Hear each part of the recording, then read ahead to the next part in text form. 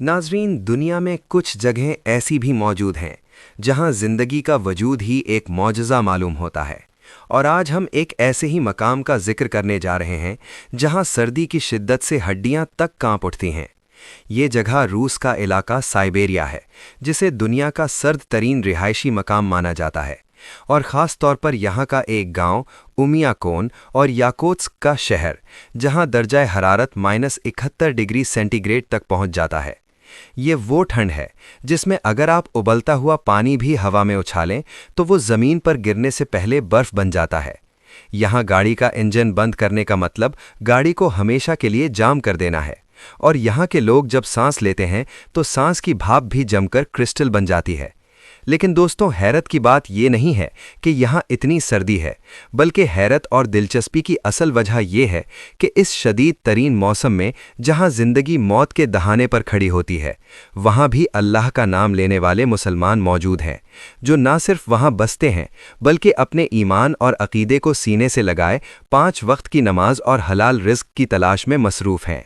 और आज हम इन्हीं मुसलमानों की ज़िंदगी के शबो रोज़ को करीब से देखने की कोशिश करेंगे। नाज़रीन, जब हम इतनी शदीद सर्दी का जिक्र करते हैं तो जहन में ये सवाल आता है कि आखिर -50 या -60 डिग्री में कोई ज़िंदा कैसे रह सकता है।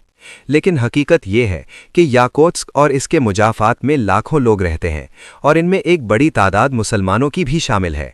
ये मुसलमान ज़्यादातर हिजरत करके यहाँ आए थे, जिनमें तातारी, चेचन, उज़्बेक, किर्गिज़ और ताजिक कम्युनिटी के लोग शामिल हैं। इन लोगों के लिए यहाँ का सबसे बड़ा चैलेंज सिर्फ सर्दी से बचना नहीं है, बल्कि अपने दीन पर अमल करना है। आम हालात में वज़ू करना एक बहुत सादा सा अमल लगता है, लेकिन ज़रा इस माहौल को देखें जहाँ नलों में पानी जम जाता है, जहाँ अगर खुली हवा में गीला हाथ निकाल लिया जाए तो खाल उतरने का डर होता है। वहाँ वज़ू करना किसी जिहाद से कम नहीं है।